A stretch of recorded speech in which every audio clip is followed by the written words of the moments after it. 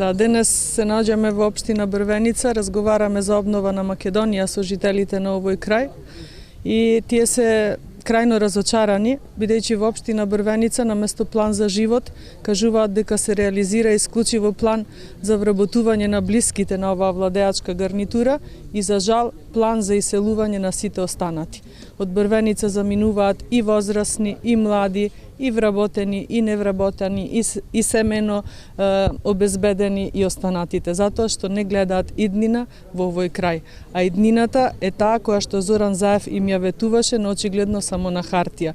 После 2 години и повеќе владење на Зоран Заев и неговата гарнитура, жителите на општина Брвеница кажуваат дека се крајно излажани и изневерени. Токму затоа го чекаат 12 април, кога ќе му дадат осуда на ваквото однесување на Зоран Заев. Разочарани се, немаат никаква иднина, немаат перспектива, сето тоа го запиша тука на нашите флаери и ова ќе биде разгледано во нашата идна програма и се зашто сметаме дека можеме да го реализираме и да го решиме како проблем, ќе го ставиме на хартија. ВМРО ДПМН е она што ќе го запише и вети, тоа и ќе го реализира.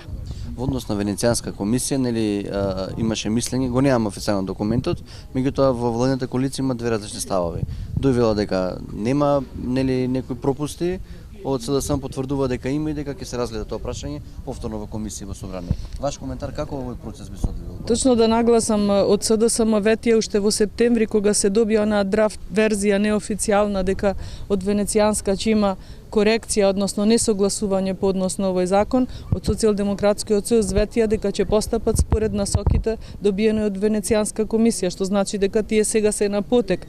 Но што се однесува до нивниот коалиционен партнер, тоа станува нивни проблем, бидејќи и нивната коалиција токму се засноваше на вакви нереални ветувања и очекувањата, затоа кај народот толку ги подигна, затоа велам, сега нивниот проблем нека си го решаваат како што тие знаат и умеат, а законот за јазици беше најгорливиот проблем токму за нас жителите, посебно на западниот крај, затоа реагиравме, не дека бевме против употреба на албанскиот јазик, но бевме против овие нереални ветувања и исклучиво издигање само на албанскиот јазик во оваа држава. Проблемот останува на Социјалдемократскиот сојуз, како и сите останати што се натрупани во државава за ова време на нивно владење. Може ли да ми ја размиша коалиција во ова нешто да?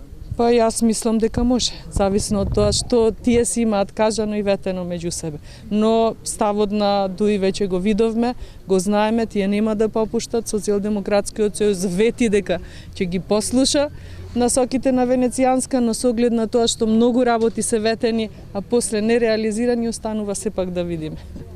Благодарам.